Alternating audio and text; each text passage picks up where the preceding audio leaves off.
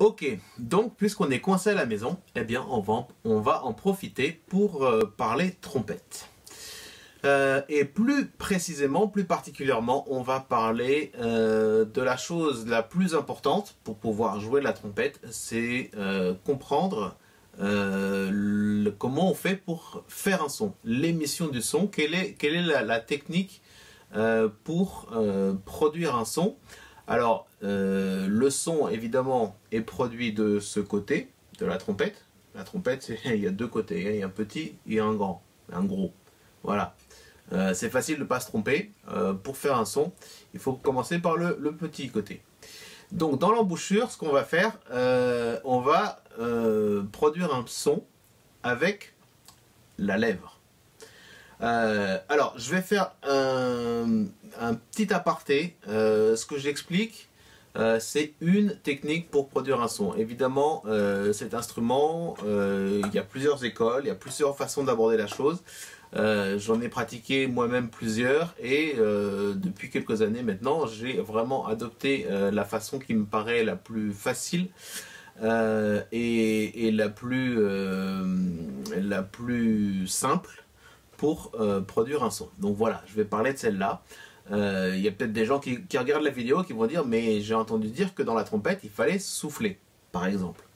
Eh bien moi ce que je préconise, c'est justement oublier complètement la notion de souffler, de souffler dans la trompette. On va pouvoir produire un son comme ça, mais à mon avis on se complique la vie à penser à souffler. Donc on va oublier de souffler, on va simplement se concentrer sur faire vibrer la lèvre supérieure avec la langue. C'est la langue qui va venir appuyer à l'intérieur de la lèvre, comme ça, et entre la lèvre et la langue, et en fait il va y avoir une friction, il va y avoir une sensation de la langue qui est comme ça, on va dire, je ne sais pas si on voit bien sur la caméra, la langue, et par-dessus il y a la lèvre. Et bien la lèvre, elle va venir frotter sur le haut de la langue lorsque la langue pousse un petit peu vers l'extérieur. L'extérieur c'est vers là. Hein. Voilà, ici il y a les dents, comme ça, il y a les dents, il va y avoir la langue qui va avancer, et ici il y a la lèvre. Faut imaginer un peu, mais ça devrait aller.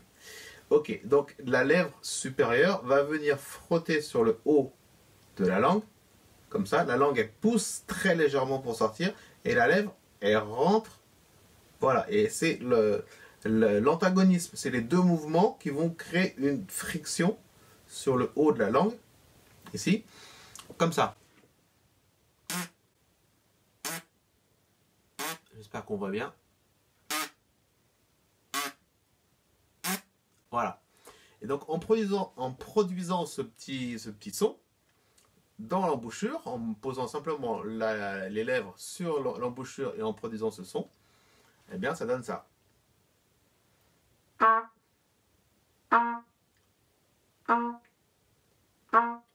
Alors évidemment, pour pouvoir produire ça, il faut s'entraîner un petit peu.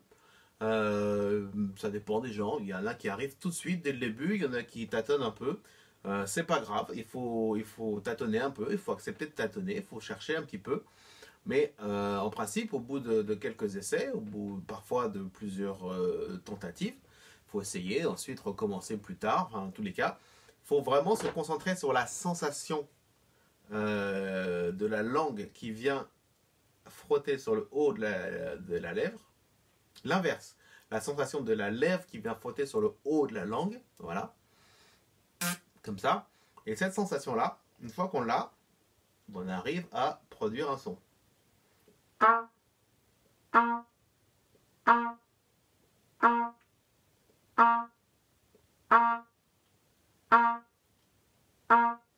Alors au début, c'est important en fait de se concentrer uniquement sur la production du son. Après, ce qui se passe, le son, évidemment, là on entend que c'est des sons très courts. Ce qui est important, c'est de sentir que le son part tout de suite. C'est-à-dire qu'on n'a pas de... un espèce de début de son assez mou, assez peu précis. L'idée, c'est que dès le début, on va essayer d'avoir un son très net.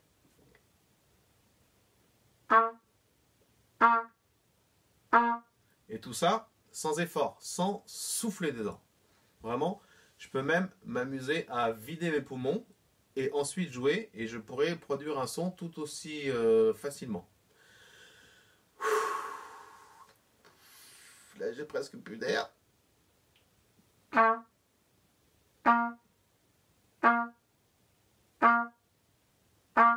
Après, j'étouffe. Faut quand même respirer.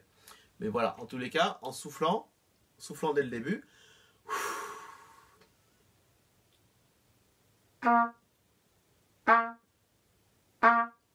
On arrive à produire un son. Voilà.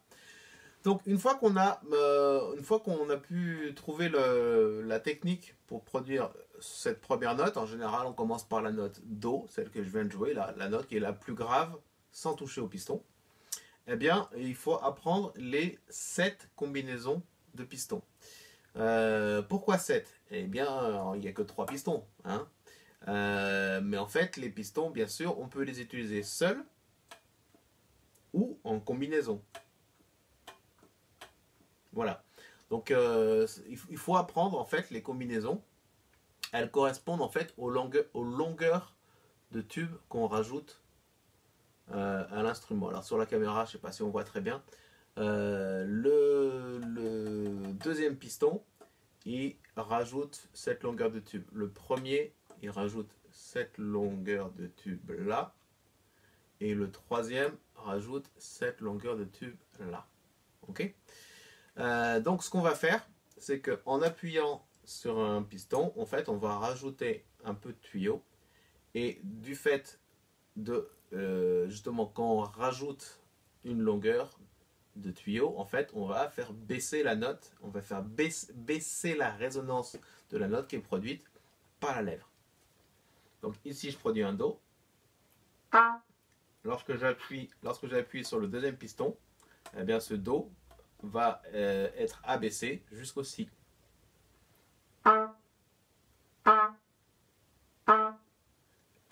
Si j'appuie sur le premier piston, je vais rallonger oui, là, je vais rallonger le tuyau de cette longueur-là, et ça va me donner un Si bémol.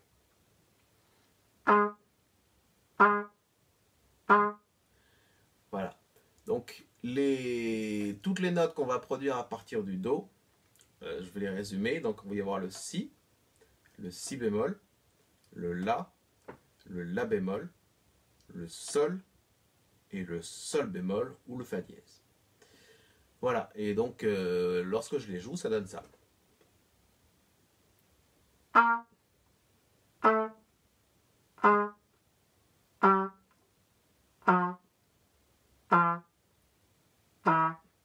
Et en remontant.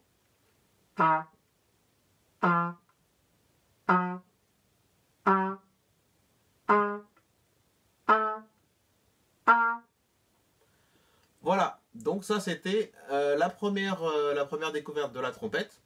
Les exercices à faire, évidemment, c'est s'entraîner sur la production du Do. Et une fois que le Do il est bien stable, ça donne quelque chose comme ça. Eh bien, on appuie sur le deuxième piston pour produire le Si, en faisant exactement la même chose ici. Après, une fois qu'on a fait quelques Si correctement, on essaie la même chose pour le Si bémol.